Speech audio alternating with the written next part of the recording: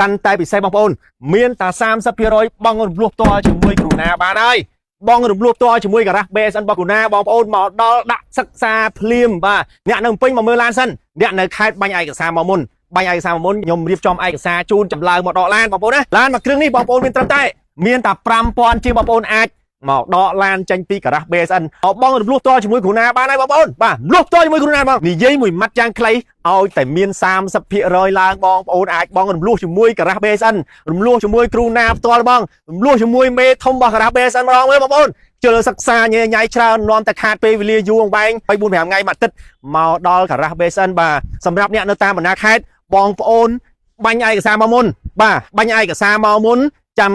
គេសិក្សាឲ្យចម្លើយមកសម្រាប់អ្នកបំពេញមកអឺតមើលឡានតិចមកអឺតមើលឡាននៅការ៉ាស់ BSN សិនតើវាថ្មីដូចគេនិយាយដែរទេវាថ្មីដូចគេល្បីដែរអត់ទេវាដូចតែអ្វីដែលបានអួតកន្លងមកទេឬក៏និយាយប៉ោចអត់ប្រយោជន៍ជាបើសុទ្ធទៅបងប្អូនណាពុកម៉ែបងប្អូនតើ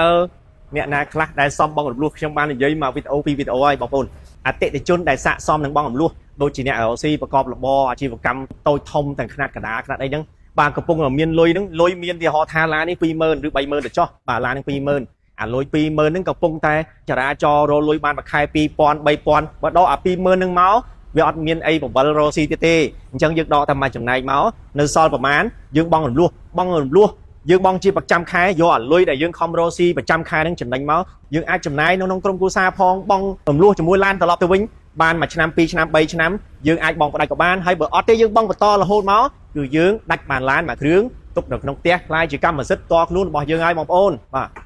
ពុកម៉ែបងប្អូនដែលប្រកបរបរទាំងអស់នោះមានទាំងកសិកម្មទាំងសិប្បកម្មទាំងជាងដែកទាំងអីផ្សេងរបរដឹកអីវ៉ាន់អ្នកជួញដូរអីផ្សេងបងប្អូនបាទត្រូវការដឹកអីវ៉ាន់យើងជួលគេម្ដង20 30 ម៉ឺន 100 200តែ10 20 ដងហ្នឹងវាខាតបាត់ទៅហើយអញ្ចឹងបើសិនបើបងប្អូនមើលឃើញថាការចំណាយបែបនោះវាខ្ជះខ្ជាយបងប្អូនមករំលោះឡានមួយគ្រឿងមកយកទៅដឹកយើងគង់តែបានឡាននោះខ្លាចជារបស់យើងនឹងបានផលចំណេញបន្ថយថ្លៃដើមចំណូលរបស់យើងនឹងកើនឡើងអញ្ចឹងយើងនឹងទទួលបានជោគជ័យក្នុងការប្រកបរបររស៊ីរបស់ពុកម៉ែបងប្អូនមួយទៀតពុកម៉ែបងប្អូនដែលមិនមែនជាអ្នករស៊ីទេប៉ុន្តែជាអ្នកធ្វើការប្រាក់ខែច្រើនគួរសមដែរបើយើងដកចន្លោះពី30ទៅ40% វាអត់ប៉ះពាល់ដល់ចំណូលទេហើយបើយើងសមនឹងថ្ងៃណាបានពុកម៉ែបងប្អូនអាចមកធ្វើការប្រឹក្សាយោបល់និងធ្វើការបងរំលោះជាមួយនឹងធនាគារក៏បានជាមួយការ៉ាស់ក៏បានបងប្អូនមានលុយច្រើនចូលរួមឲ្យច្រើនបានបងតិចបើយើងមានលុយតិចចូលបងរៀងច្រើនដែរអញ្ចឹងពុកម៉ែបងប្អូនអាចពិចារណាទៅតាមស្ថានភាពរបស់ពុកម៉ែបងប្អូនរៀងៗខ្លួនបាទមួយចំណុចទៀតបាទយុវជនខ្លះបាទផុសស្អាត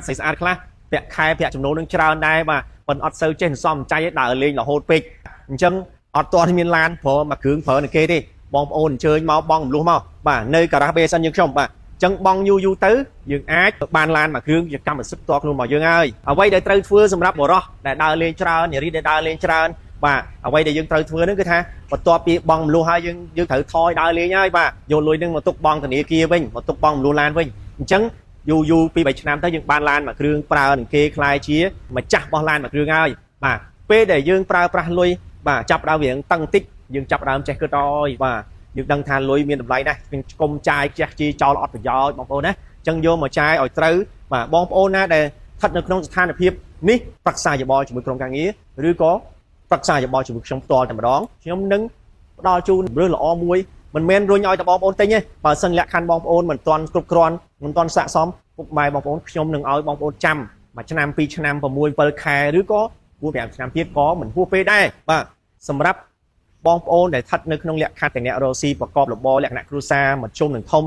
ឬក៏អ្នកដែលមានចំណូលសមរម្យហើយត្រូវការឡានមួយគ្រឿងជាចាំបាច់បន្ទាន់បាទដើម្បីកិត្តិយសគេឈ្មោះមុខមាត់បាទផ្ដល់មកវិញនៅលៀបសការៈនៅលុយនៅកាក់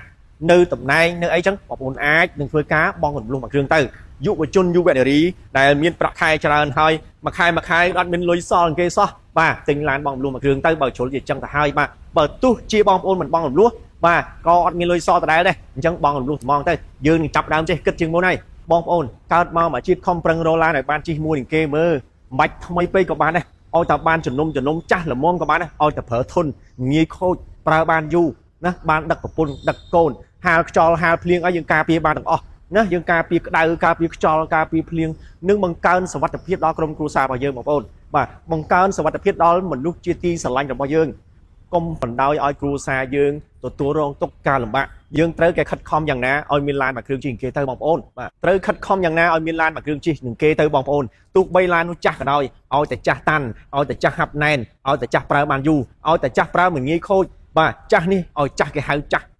អេមបាទចើតមកមកជាតិនេះខំរកស៊ីខំធ្វើការយ៉ាងណាឲ្យមានឡានជិះមួយគ្រឿងនឹងគេបងប្អូនបើបងប្អូនអត់ទាន់មានផ្ទះនៅក៏យ៉ាងហោចឲ្យមានឡានជិះទៅបាទឲ្យមានឡានជិះមុនដោយគ្រូណាមានឡានជិះមុនមានផ្ទះតាមក្រោយខំយ៉ាងណាក៏ដោយស៊ូខំធ្វើការដាច់យប់កុំឲ្យខ្លួនឯងខ្លាចជាមនុស្សដាច់យ៉ៃខំដើម្បីមនុស្សជាទីស្រឡាញ់របស់យើងខំឡើងខំទាំងអស់គ្នាខំទាំងបងប្អូនខំទាំងខ្ញុំខំឲ្យបានឡានមួយគ្រឿងជិះនឹងគេបាទកុំឲ្យអត់កុំឲ្យគេមើលងាយកុំឲ្យគេមើលថោកយើងពេកបាទកើតជាកូនប្រុសម្នាក់ដែរបាទខំរឡើងបាទខំទាំងអស់គ្នាយុវជនខំរៀនបាទអ្នកយុវជនថ្មីក្មេងដែលរៀនចប់ខំធ្វើការកុំចំណាយពេលវេលាខ្ជះខ្ជាយឥតប្រយោជន៍បាទដើរប្រព្រឹត្តនៅអំពើអបាយមុខផ្សេងបងប្អូនខំឡើងទាំងអស់គ្នាដើម្បីអនាគតរបស់យើងដើម្បីភាពរីកចម្រើននៅក្នុងប្រទេសកម្ពុជារបស់យើងកាលវីដេអូមុនគ្រូណាបាននិយាយហើយគ្រូណាកាលនៅប្រហែលជាឆ្នាំ2017អត់មានឡានជិះនឹងគេទេបងប្អូនពេលដែលទៅជួបមិត្តភ័ក្តិគេមានឡានជិះគេបែរជារើសអើងគេបែរជាអត់សូវរាប់រយយើងតូចចិត្តណាតូចចិត្ត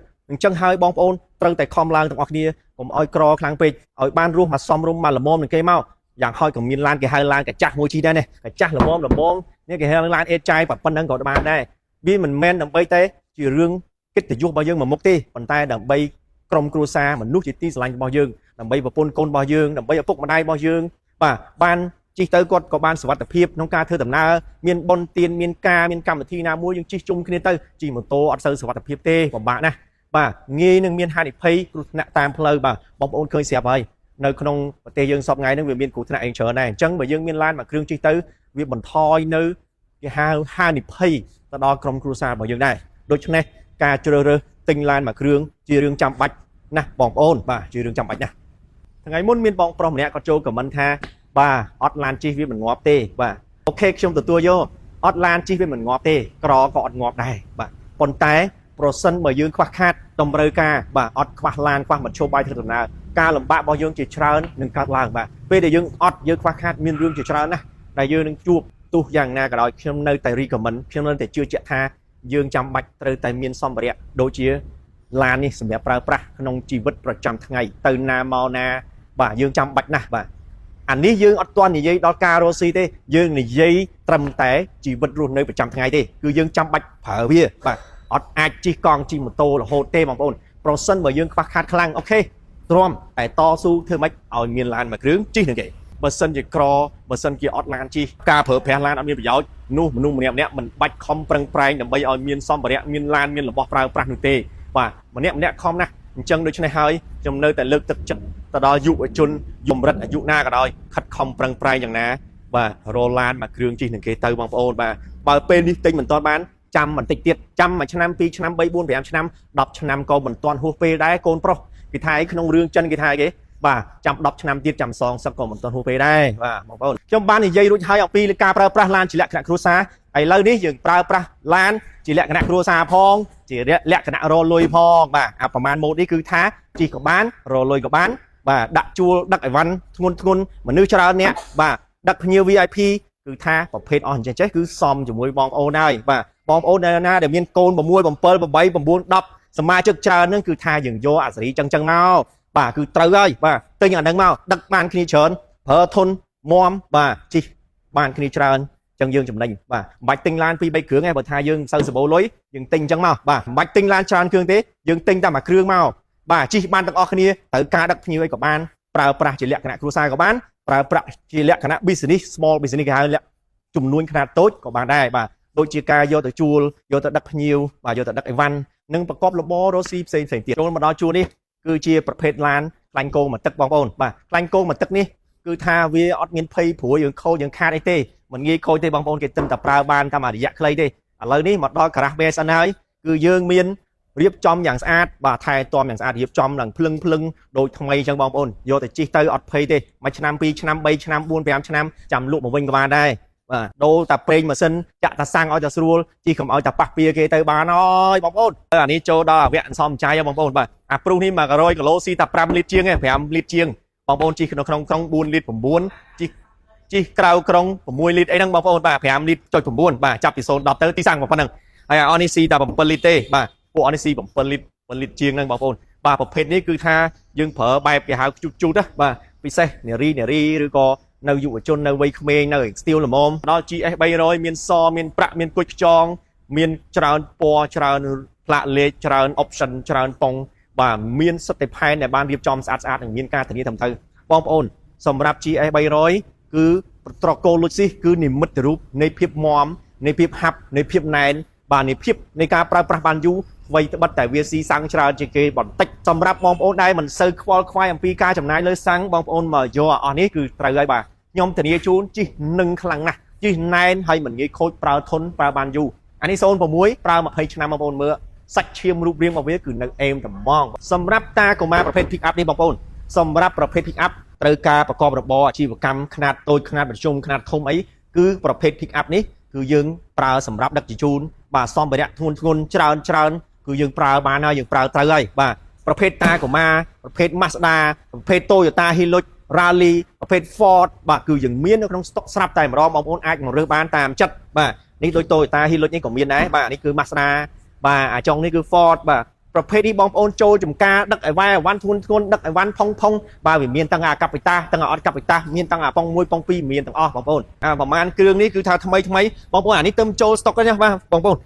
024ថ្មីស៊ីនមកជុំបងប្អូនណាមកដល់ខ្ញុំនឹងណែនាំខ្ញុំនឹងបញ្ជូលខ្ញុំនឹងប្រាប់អំពីលក្ខណៈឡានបងនេះអានេះទៅតែប្រើបាន10000គីឡូជាងទេបាទទៅតែប្រើបានជាង10000គីឡូបងប្អូនមកមើលបាទគឺជាប្រភេទឡានថ្មីទឹកថ្នាំស៊ីនមកជុំបងប្អូនបាទអានេះគឺ020នេះក៏ទឹកថ្នាំស៊ីនដែរបាទអានេះស៊ីនមកជុំដូចគ្នាបងប្អូនអញ្ជើញមកមើលមក Ford ក៏មាន Mazda ក៏មាន Toyota Hilux Rally នឹងក៏មានបងប្អូនយើងនៅសល់ Ford 023 2-3គ្រឿងទៀតដែលកំពុងតែរៀបចំស្អែកដាក់លក់ចូល stock ហើយបងប្អូនសូមអញ្ជើញមកមើលផ្ទាល់នៅ Garage BSN មើលឲ្យច្បាស់មើលឲ្យចាក់សម្ញាក់ចាំមើលឲ្យច្បាស់ឲ្យមានទំនុកចិត្តចាំទិញបើគ្មានទំនុកចិត្តបងប្អូនមិនបាច់ទិញទេដើរទៅមើលកន្លែងគេផ្សេងសម្រាប់ឡាននៅ Garage BSN ត្រូវបានរៀបចំយ៉ាងស្អាតបោកពុកប៉ូលាលាងម៉ាស៊ីនបាញ់បាតម៉ាស្សារៀបចំយ៉ាងស្អាតដូរប្រេងម៉ាស៊ីនប្រេងប្រាំងប្រេងប្រអប់លេខប្រេងចកោតទឹកស្អំធ្វើគ្រឿងក្រោមពុកក្នុងពុកក្រៅបាក់បែកកន្លែងណាស្តុបមុខស្តុបក្រោយជាងមុខជាងក្រោយខ្ញុំធ្វើជូនបងប្អូនមកស្អាតមកទឹក2ទឹក3ទឹកមែនប៉ុន្តែអត់ចាញ់អាថ្មីប្រហែលទេបងប្អូនបាទសម្រាប់តម្លៃគឺសមរម្យសម្រាប់ការទិញឡានមួយទឹកបងប្អូនគឺយើងប្រយ័ត្នទី1កាត់តកន្លាប់ស្ងោដូរពណ៌ប្រសិនបើយើងទិញចំឡានអញ្ចឹងយើងលក់ទៅវិញខាតងាប់ហើយបងប្អូនបាទយើងចប់ហើយអានឹងទៅវិញបែបអេតចាយបែបថោកហើយធ្វើឲ្យយើងខាត់បងជាច្រើនបាទជ្រុលជាទិញឡានជិះហើយទិញឡានឲ្យស្អាតទិញឡានឲ្យមានការធានាឲ្យបានច្បាស់លាស់ឲ្យយើងមានទំនុកចិត្តបាទមានកិច្ចសន្យាធានាត្រឹមត្រូវចំពោះឯកសារចំពោះគុណភាពឡានពិសេសពេលដែលទិញទៅសេវាកម្មនៅក្នុងការ៉ាសនោះតើល្អឬអត់បើសិនជាបងប្អូនរកមិនឃើញទីកន្លែងណាមួយដែលស័ក្តិសមសម្រាប់បងប្អូនទំនុកចិត្តបងប្អូនសាកមកអឺតមើលលេងនៅការ៉ាស BSN មកជួបគ្រូណាមកជួបតកែណាម្ដងមើលបងប្អូនប្រុសស្អាតនៅការ៉ាស BSN ហ្នឹងហើយមកដល់សួរក្រុមការងារថាសូមជួបតកែធំមួយបាទសូមឲ្យគាត់ណែនាំអំពីឡានណាដែលតំណងឲ្យខ្ញុំមកគ្រឿងមកបាទអញ្ចឹងខ្ញុំនឹងចេញមកជួបបងប្អូនហើយដូច្នេះពុកម៉ែបងប្អូនដែលមានតម្រូវការត្រូវការទិញដាច់ទាំងបងរំលោះសូមគោរពអញ្ជើញបងប្អូនមកមើលនៅការ៉ាស BSN យើងខ្ញុំពុកម៉ែបងប្អូនដែលត្រូវការទិញដាច់ឬបងរំលោះសូមទំនាក់ទំនងមកលេខទូរស័ព្ទខាងក្រោមឬក៏ក្នុងFacebook របស់យើងដែលយើងនឹងដាក់លេខចំនួន3ខ្សែជូនពុកម៉ែបងប្អូនពុកម៉ែបងប្អូនអាចទេគ្រប់ពេលវេលាឬក៏ឆាតកុំបាច់ភ័យបាច់បារម្ភកុំបាច់ខ្លាចចិត្តបងប្អូនឆាតមកទាំងថ្ងៃទាំងយប់ម៉ោងប្រហែលក៏បានដែរយើងមានក្រុមការងារចាំទទួលពុកម៉ែបងប្អូនចាំឆាតឆ្លើយឆ្លងជូនពុកម៉ែបងប្អូននៅចម្ងល់ចុងក្រោយខ្ញុំបាទគ្រូណាម្ចាស់ការ៉ាស BSN សូមអរគុណដល់ពុកម៉ែបងប្អូនដែលតែងតែគាំទ្រការ៉ាសយើងខ្ញុំពីដើមរហូតតទៅបាទសូមអរគុណសូមជម្រាបលា